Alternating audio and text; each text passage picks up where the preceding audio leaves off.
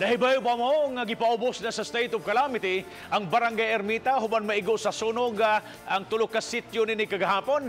600 kapin ka mga pamilyang apektado sa nasong sunog. Anong report?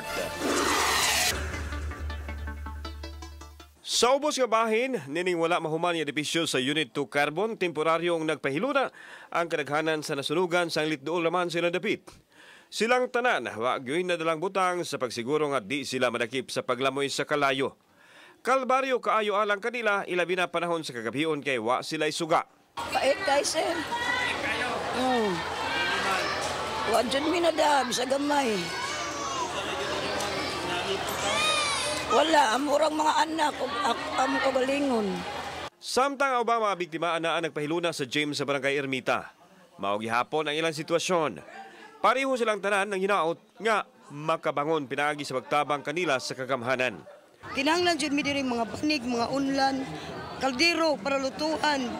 Mao jud na mga kinahanglan sa panimalay, mga balde, as in, kung balidanan urot. Usa ka adlaw human sa sunog ang uban nga mga nabiktima. Naghawa na silang madapit sa Ground Zero isip pangandam. Alang na kini sa subling pagtukod unya silang mga Pinoyanan. Matod ni Acting Ermita Barangay Captain F.P. Rupinda nga nadeklarar na nila ubos sa state of calamity ang barangay atol sa special session nga ilang gipatawag. Kini aron maggamit ang 500,000 pesos nga calamity fund. Declare na ta og state of calamity.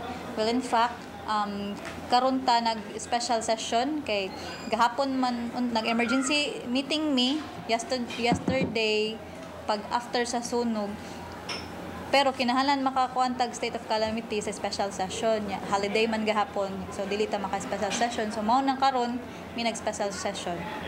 Sa record sa barangay 273 kabalayang naugdaw sa tulo ka sityo nga naglakip sa bato, katsilaan og pig vendor. Posibleng musaka pa ang gidaghanon sa mga biktima sa sunog human, ma-validate unya ang talaan sa mga biktima sa sunog. Ipatuman usab ang reblocking sa dapit. Karon mao na ang among plano karon sa barangay officials niya, which is naa na po'y initial plan ang taga-Diwok nga magkuan sila og reblocking and naa sila initial plan nga tagaan og daghang right of way, especially sa atong sitio Castilaan o sa Big Vendor. Makabalik ra usab sa pagtukod ang mga nasunugan. Uban ni Renante Quinones, ako si Alan Domingo. Balitang Bisdak.